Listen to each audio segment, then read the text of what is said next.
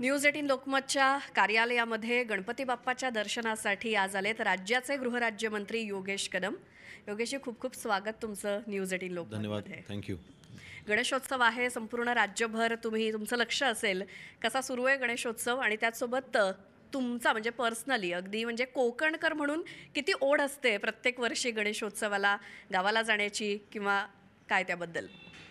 आणि मला वाटतं जगाच्या पाठीवर कोकणी माणूस कुठेही असला तो गणेश उत्सवासाठी गावी पोचतो. बरोबर. कितीही मोठा असू देत, कितीही उच्च पदावरती असू देत, आणि ही आमची परंपरा आहे. आणि आपणही खूप कोकणातलाच आहात. लहानपणापासून जी कोकणाची संस्कृती आम्ही पाहिली आहे की कोकण उत्सवाच्या वेळेला संपूर्ण कुटुंब एकत्र येणं, विशेष म्हणजे सगळे वादविवाद बाजूला ठेवून सगळे एकत्र येणं. आणि मला वाटतं आम्ही देखील तसाच पद्धतीने आमचा गणेशोत्सव साजरा केला. आम्ही देखील आमच्या गावी होतो. 7 दिवस गौरी गणपती असतो आणि फार आनंदाचं वातावरण असतं. आणि गणेशोत्सवाच्या वेळेला मला वाटतं सगळं राजकारण बाजूला ठेवून आम्ही सगळे कोकणवासी आम्ही एकत्र येत असतो. कारण घरातलेच सगळे राजकारणी आहेत तुमच्या, त्याच्यामुळे तो घरचा माहोल कसा असतो या 7 दिवसांच्या काळामध्ये? कसा साजरा करता तुम्ही सगळेजण?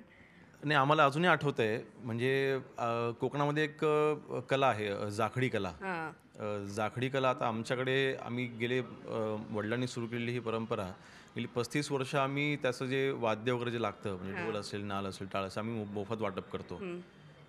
दिवसभरामध्ये बाहेरचे म्हणजे जिल्ह्यामधली किंवा तालुक्यामधले सगळे कलाकार येऊन कला सादर करतात. रात्री मात्र 11 नंतर आम्ही कुटुंब एकत्र बसून आम्ही आमची कला सादर करत असतो. बरं, अच्छा, त्याबद्दल माहिती नव्हतं अजिबात. म्हणजे ते काय असतं? हा 4 भिंतीमधला कार्यक्रम असतो. हा काही बाहेर कुठे करत नाही, परंतु या निमित्ताने कुटुंब आम्ही एकत्र येतो. म्हणजे अगदी 5 वर्षापासूनचे आमचे चवत आमच्या आजी आहेत, तर त्या आम्ही सगळे एकत्र होऊन एकंदरीत मनोरंजन म्हणून एकमेकांच्या सोबत आपण कार्यक्रम साजरा करायचा. आणि ही परंपरा म्हणतं गेली अनेक वर्षापासूनची आमच्या कुटुंबाची आहे. म्हणजे मी मगाशी म्हटलं तर सगळे वादविवाद बाजूला ठेवून आम्ही शेवटी ती कला, आमच्याकडे हजारो तिथे भाविक येत असतात आणि कला सादर करून जातात, परंतु आम्ही कुटुंबीय देखील कधी कधी स्वतःचे टॅलेंट जरा तिथे सादर करायचा प्रयत्न करत असतो.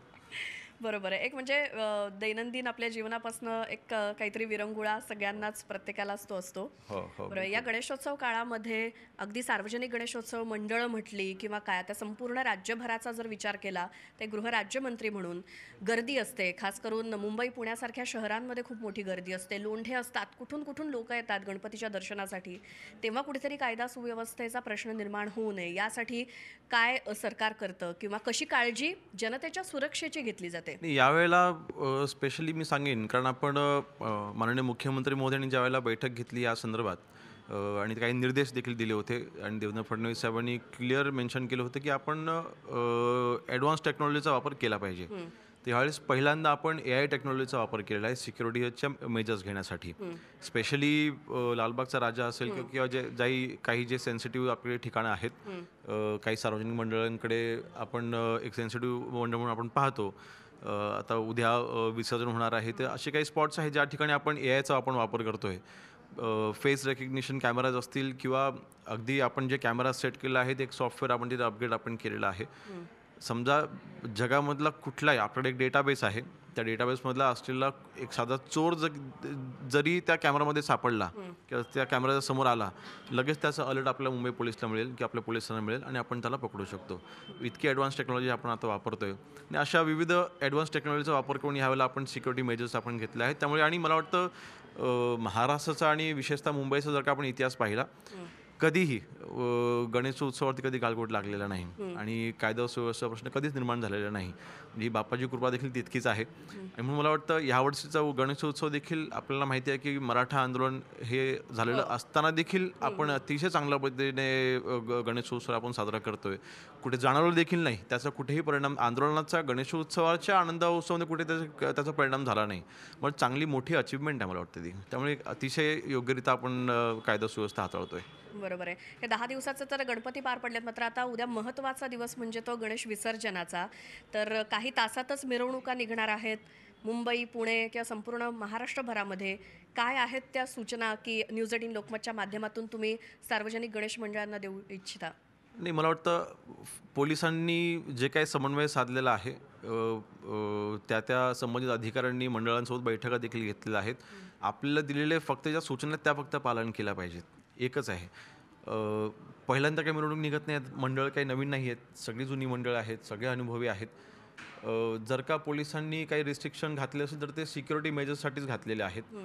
कधी-कधी काही थ्रेट्स असतात, त्या हिशोबाने आपण आपण त्या काही सूचना आपण करत असतो. त्याचं फक्त पालन करावं आणि शेवटी हा बाप्पा जात असताना मनामध्ये दुःख असतं, पण शेवटी आपण तो आनंद उत्सव म्हणून आपण गणेशोत्सव आपण साजरा करत असतो. तर त्या ओघामध्ये कुठे आपण अतिउत्साह काही-काही ठिकाणी करत असताना आपण पाहतो. ते होऊ नये ह्या सूचना ही फक्त काळजी आपण घेतली पाहिजे.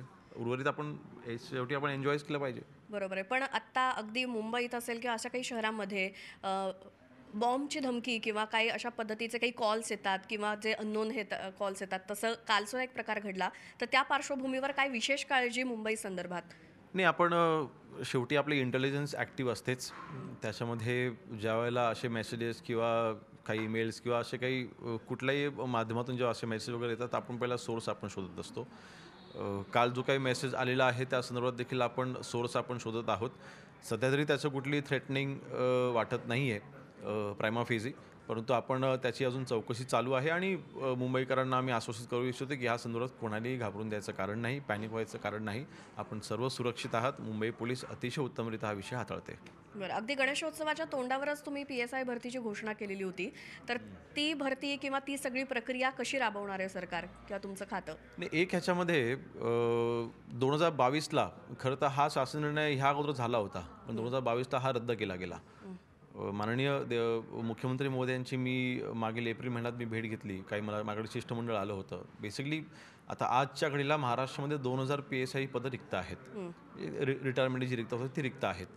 ह्या 2000मध्ये ह्या अगोदरच्या शासन निर्णयानुसार 2000 पैकी 1000 पदे ही प्रमोशनने भरली जायची.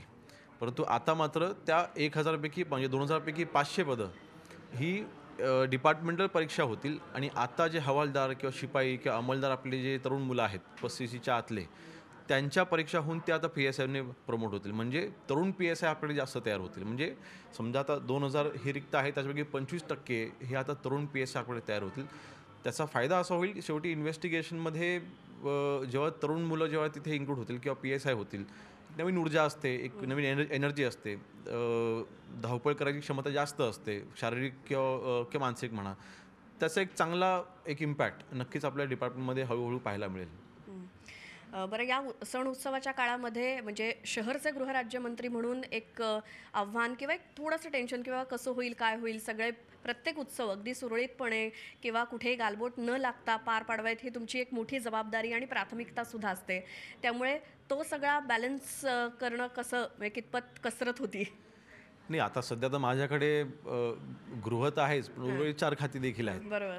5 खाती ही माझ्याकडे असताना ती 5च्या 5ही खाती सेन्सिटिव्ह आहेत. मग ते सगळं कसं मॅनेज करता? नाही शेवटी टाईम मॅनेजमेंट आहे. म्हणजे 2-2 तास प्रत्येक डिपार्टमेंटला द्यायचं आणि सणासुदीच्या वेळेला आपलं फूड जे डिपार्टमेंट आहे, फूड अँड ड्रग डिपार्टमेंट त्याच्यावर देखील मी जास्त लक्ष ठेवून आहे. भेसळयुक्त आपले जे पदार्थ येतात सणासुदीच्या काळामध्ये खूप त्याचं प्रमाण मिठाई, वाढत असतं. प्रसाद, मिठाई प्रसाद वगैरे ह्याच्यामध्ये आणि ती भेसळ होऊ नये ह्यासाठी देखील आम्ही अतिशय कडक मेजर्स घेतलेले आहेत. योगायोग चांगला आहे की दोन्ही डिपार्टमेंट माझ्याकडे असल्यामुळे म्हणजे गृह आणि फूड अँड ड्रग डिपार्टमेंट आम्हाला काही संयुक्त कारवाई करता येत आहेत. आणि म्हणून आम्ही अनेक कारवाया मागच्या 1-1.5 महिन्यामध्ये देखील आम्ही केलेल्या आहेत. आणि ग्राहकांना देखील आम्ही आवाहन केले की काही मेजर्स आहेत की आपण मिठाई घेत असताना आपण कुठली काळजी घेतली पाहिजे त्याची देखील आम्ही SOPs की त्याची जनजागृती आम्ही करतोय. आता ती आम्ही अजून अग्रेसिव्हली आम्ही करणार आहोत. तर मला वाटतं ह्या 5ही डिपार्टमेंटच्या माध्यमातून टाईम मॅनेजमेंट करून प्रत्येक डिपार्टमेंटच्या माध्यमातून जनतेला जे अपेक्षित आहे आमच्याकडनं काम आहे ते करायचा प्रयत्न करतोय. बरं, आता जरांगेंचं आंदोलन झालं, उपोषण त्यांनी सोडलं, आश्वासन दिलं मुख्यमंत्र्यांनी जे काय आहे ते 8 पैकी 6 मागण्या मान्य केल्या आहेत. त्याच्यानंतर म्हणजे सगळं पूर्वपदावर आलं, ही परिस्थिती जी काही उद्भवलेली होती मुंबईमध्ये. मात्र यामध्ये आता छगन भुजबळ म्हणतात की उपसमिती जी नेमली त्यांनी आम्हाला काही विश्वासात घेतलंच नाही सरकारला कोणताही निर्णय घेताना, त्यामुळे ते नाराज आहेत. त्यावरती तुमचं मत मला काय? वाटतं उपसमिती कॅबिनेटचा निर्णय होता तो. त्या कॅबिनेटमध्ये मला वाटतं छगन भुजबळ साहेब थांबले नाहीत.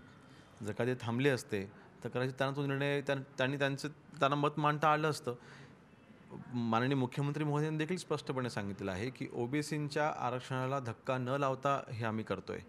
शेवटी जर का एखाद्या कुटुंबाची कुणबी म्हणून नोंद असेल तर तुम्ही डिनाय कसं करणार?